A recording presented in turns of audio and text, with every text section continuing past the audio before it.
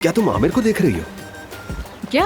ये क्या बात की तुमने? मैं सामने देख रही हूँ, तुमसे बात कर रही हूँ तो तुमसे देख के बात करूंगी ना, कहीं और देख के बात तो नहीं करूंगी। क्या मैं नीचे देख के बात करूँ? एक काम करती हूँ कि मैं नीचे ही देखती हूँ, ठीक है?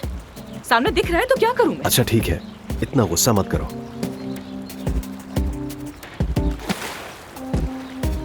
मुझे बस हॉस्पिटल के बारे में इतनी ही बात करनी थी। ठीक है। अब हमारी बात करते हैं। क्या मतलब हमारी बात? कोई नहीं जानता कि हमारे बीच क्या, हम ही जानते हैं सिर्फ। ये बात तो पता है तुम्हें। वो तो माजी की बात थी। अफसून, मैं तुम्हारे साथ मजीद वक्त गुजारना चाहता हूँ, हमारे गुजरे हुए वक्त की तरह।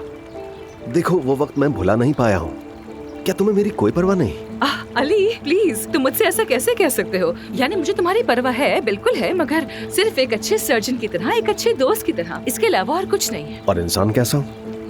इंसान भी अच्छे ही हो, यानी हैंडसम भी हो, दिल भी अच्छा है तुम्हारा, और थोड़े से आशिक मिजाज भी हो, लेकिन आशिक के अलावा?